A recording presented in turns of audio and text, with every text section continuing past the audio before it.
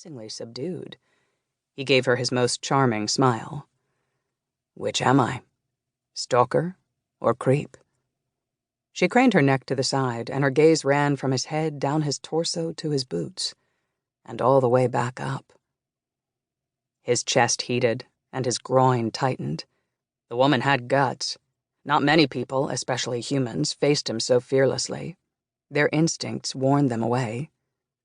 Did this woman not have instincts? "Well," he prompted, "stalker or creep?" "I really couldn't say."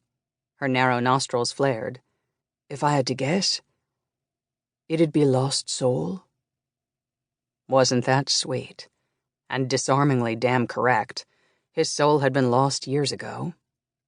She leaned in. "Are demons chasing you?" The entire room disappeared around them, and his focus narrowed only to her.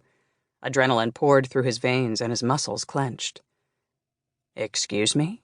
he said for the second time. She sighed, looking both put out and impatient. "You heard me?"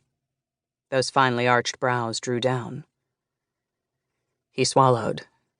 Wait a minute, she'd meant the question figuratively. The woman was just flirting with him.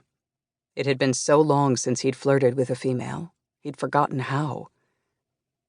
"Demons are always chasing me, sweetheart." His answer was more truth than banter, but she wouldn't know that. He smiled. "You gonna save me?" "Sometimes it's too late to save a soul," she mused, as if talking to herself. How much tequila had she enjoyed? He cocked his head to the side and studied her. What exactly was her enhancement? Sometimes humans surprised him. "Do you, save souls?" She grinned then, and it was like the sun appeared when he hadn't realized he was sitting lost and alone in the dark.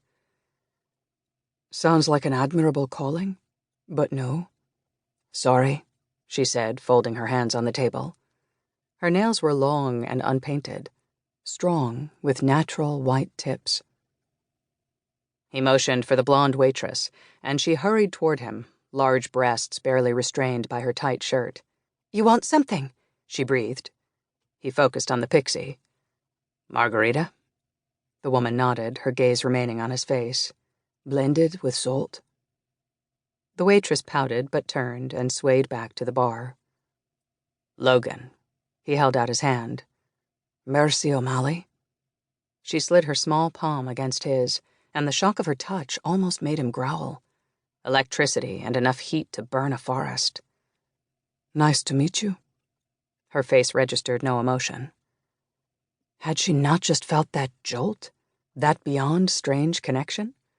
He was never thrown off balance, and he sure as shit didn't like it. He reclaimed his hand. The dossier he had on her was way too light, but he'd already known her name. He'd spent the day debating whether to cajole her from safety or just kidnap her. For some reason, he didn't want to frighten somebody so delicate. "I did see you at the coffee shop, and I was definitely watching you tonight. But it's a coincidence to find you at both places." He tried to look harmless. Both of her eyebrows now rose. Harmless had never been his default setting. If she had half a brain, and it appeared that she did, she wouldn't fall for his bullshit. He tried again. "Okay, I may have noticed the Paddy's Bar logo on your coffee cup this morning." She frowned, and then relief filtered across her sharp features. "Of course. I won the travel mug here last week during a trivia game." "I figured there'd be a chance to run into you here tonight and introduce myself. I haven't been following you all day," he said gently, lying his ass off. "Oh, good." She chuckled and leaned toward him just a little. "I wasn't sure what to do if you had." Not approaching him would have been the smart move, but why tell her that? She was obviously innocent and trusting, which unfortunately suited his purposes just fine. But he wouldn't let her get hurt. Ever. He felt a tension and turned to see her two female friends looking their way.